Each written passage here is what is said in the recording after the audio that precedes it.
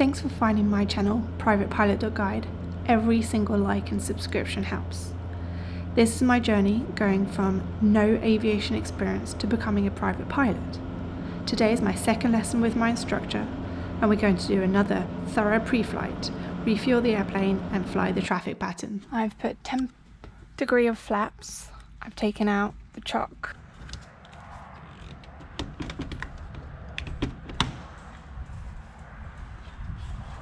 Coming outside the airplane. Checking the leading edge of the strut. Yep. And what is this called? The pitot tube. Pitot tube. Or and the stall. Yep, stall vane. Yep, so that's clear. It's clear. Make sure it's open. What is this one back here? This is the overflow for the fuel tank. Bin. That's exactly right.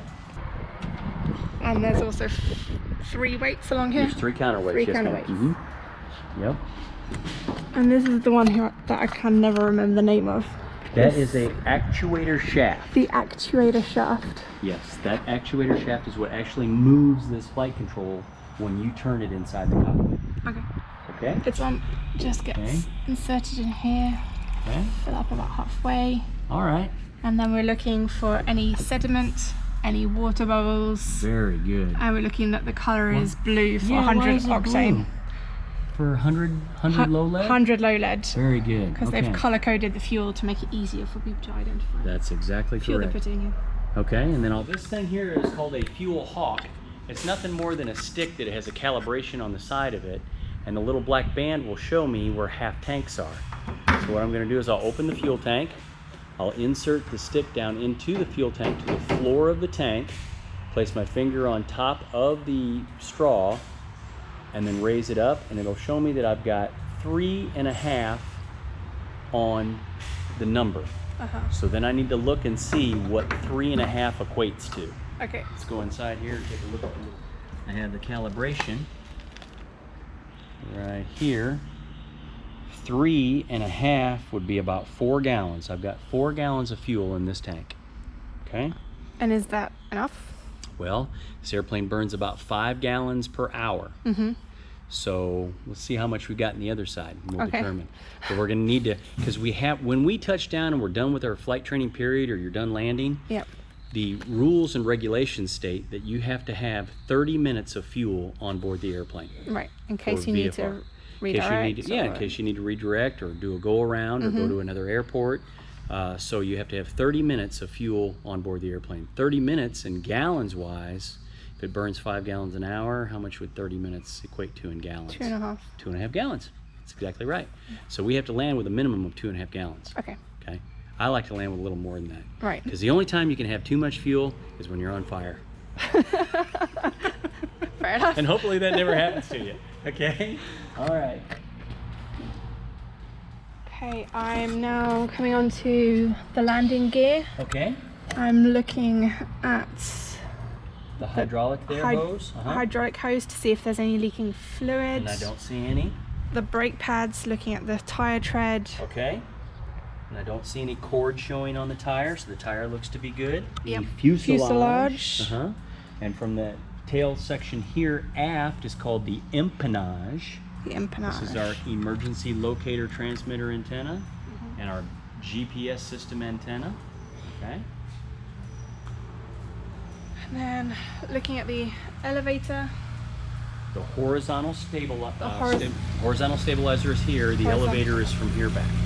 Horizontal stabilizer elevator. Okay. Yep. So if this is a horizontal stabilizer, what's this one? Vertical stabilizer. A vertical stabilizer. Very good. Okay. And then the light on the top. Lights up on top. Yep. For freedom of movement, we raise this all the way up against the stop. And you can see the stop right here where I've got my finger. That's the up stop right here. Then drop it down and you can see the bottom stop right down there. So it should have full travel from the top stop to the bottom stop. The same way with the rudder. So I'll raise this elevator and you can see the rudder stops down here at the bottom. So I'll move the rudder so that it goes full this way all the way to the stop and full the other way all the way to its stop. Okay? Yep. While you're underneath there, you'll notice that there's a castellated nut right here above your head. And what that is the trim tab. That's for the pitch trim.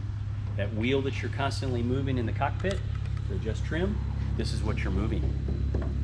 And you said it's only on the right side purely for weight and cost. Weight and cost. That's what a lot of them mean. These are for mounts for the emergency locator transmitter that's behind here. This has been looked at by maintenance and it's fine. It's just, it needs to have some paint put on it. Check. We need to check the oil levels. The oil. And do you want me to hold this while you do that? Only if that's okay. Yeah, you sure? bet. Yeah, you can do it. Okay. So I'm taking it out. Yep, and you're wiping it clean. I'm wiping it clean and then placing it back in. That's correct, so you get a good measurement. And we're hoping for 5.5, is that right? That's right. We want 5.5 quarts. Do I have to put it all the way back? Yes, ma'am, you do. Yep, you want to lock it all the way down. Should twist until it locks in. There you go. Feel how it clicked? Yeah. That's very important that you get it that way before we go fly. Because if not, it could blow off and then all the oil leaves the engine and then it's not good. So how much do you have there? So we have about 5 1/4. 5 1/4? I'd say that's good. That's good. Plenty. Yep. 5 1/4 will be good.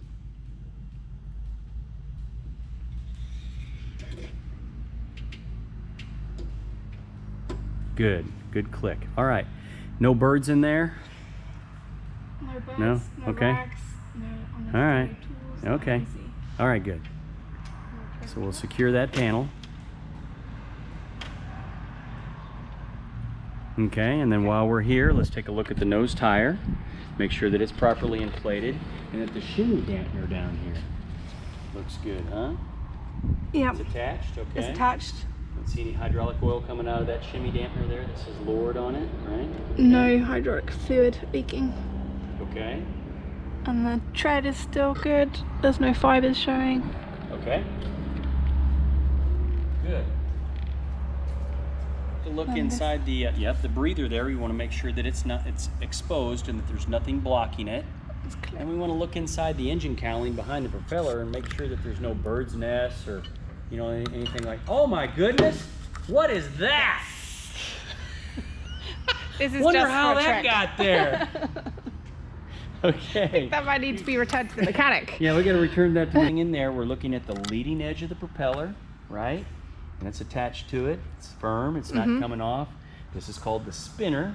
The spinner's attached. All of its screws are in, right? Okay. Okay. That looks good. The cowling's on good and strong. And then we come back around and we're back to the position where we started. We taxi over to the fuel pumps because yes, we need more fuel for today's flight. If we put a positive and a negative charge together, we get a spark next to fuel. Not so good. Yeah, so we have to ground the airplane. So whenever you come to a gas station, they always have you to ground the airplane with the grounding cable. This one here doesn't look like it's ready to go over here, and I usually clip it to this right here. Okay, that's a good place to ground it. Okay. If you didn't have one of these, you could go to where you put the tow bar on. You could also go to the engine exhaust stack. Ladder, make sure it's good and stable for you. You got a good stable surface, good. And then I'll have you climb up on the ladder. Get it as close to the wing as you can. Do you think you can lean over that and reach it? Yeah. Okay, go up one more step. Okay. And then I'm gonna hand you the hose. Throw it over your shoulder and then lean onto the wing with an elbow. There you go. Now gently squeeze the handle. How far down should it be going? Only inside of it. You don't want it to hit the bottom of the tank.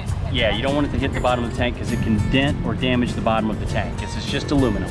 Okay. Finding the right flight instructor is really important. I'm really lucky to have found instructor Brad, who's taking every aspect of the airplane really slowly, talking it through so that I understand what I'm doing and why I'm doing it.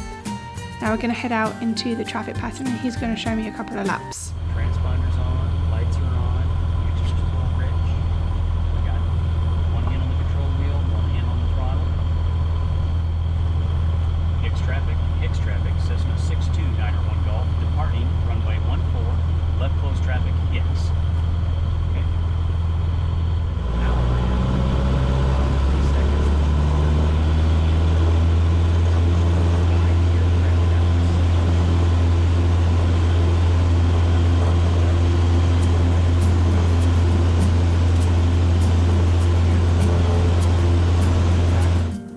Thank you for watching this video. If you have any ideas, comments, please add them below.